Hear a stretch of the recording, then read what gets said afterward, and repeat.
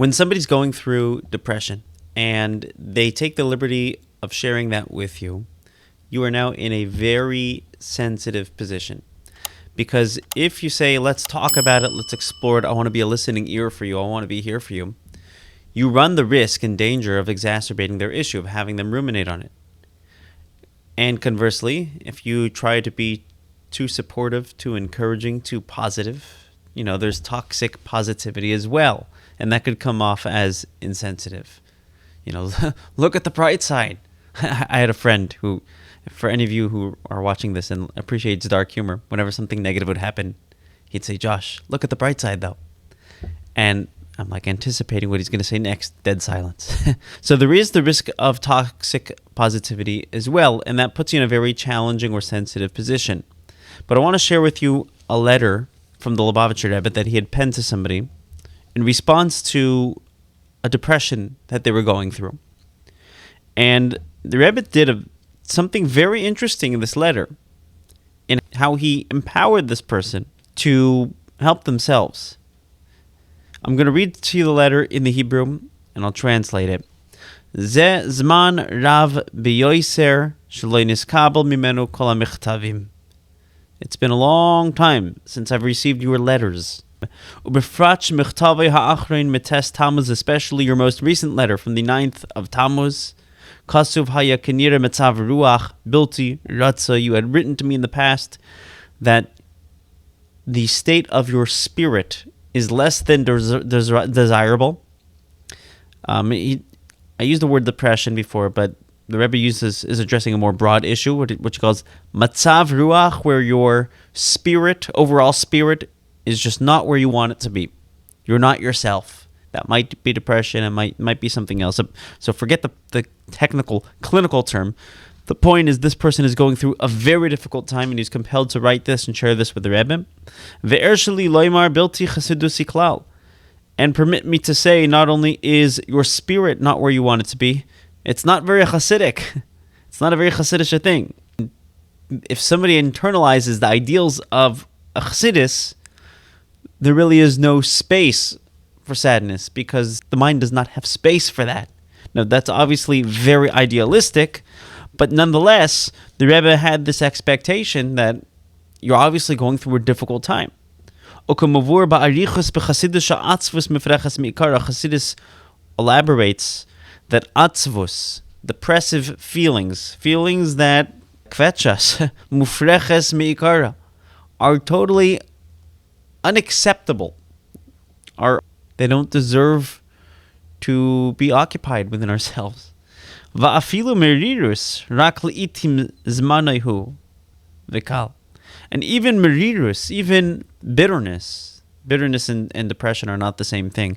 Bitterness is intentional. Sometimes you need to intentionally develop negative emotions, ruminate, whether it's like thinking about teshuvah or things that we've done wrong, but that's intentional and that's specific times.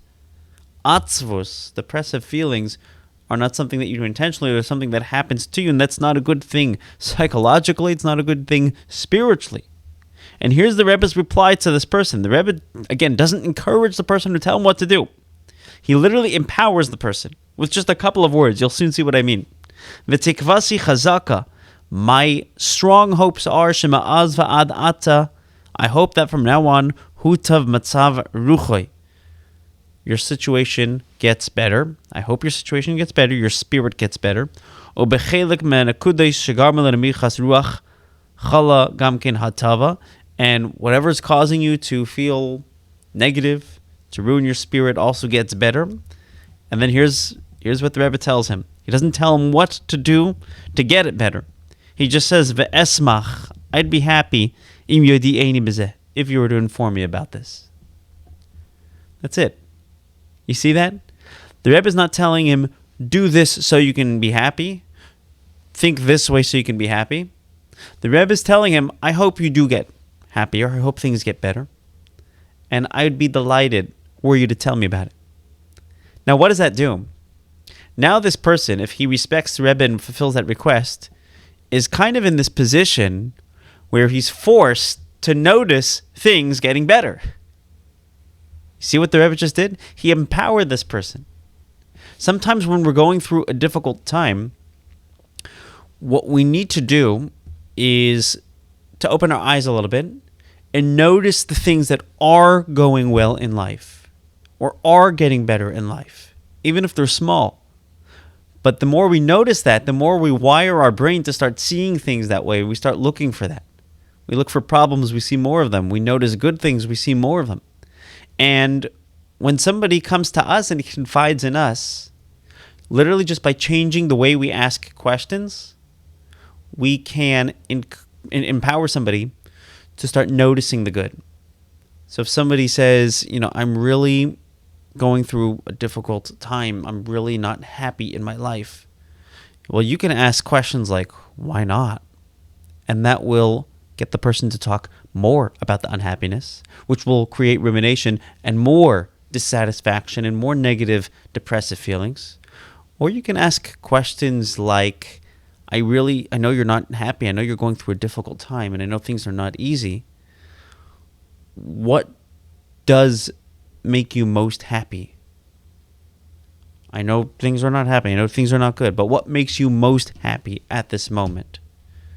You just ask the question in a way where you've wired the person's brain to start noticing the positivity. I had a mentor that whenever he had counsel couples, instead of saying to the couple, hey, what is the problem? What brings you here?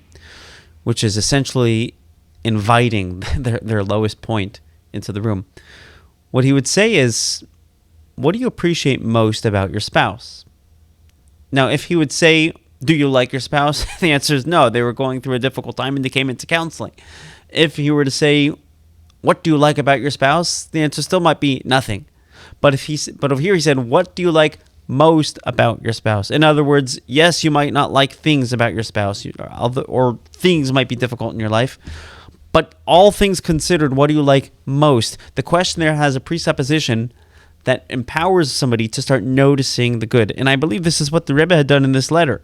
I'd be happy if you were to inform me what gets better, with this presupposition that things are going to get better and you're going to have the ability to notice it. And when this person, I'm very curious if we were able to follow up on this letter. It would be very interesting if we could follow up and see what happened when this person started noticing the better things, when he took the time to even write down what was better and he shared that with the Rebbe, how that could literally change somebody's life. Okay, that's my story and I'm sticking to it.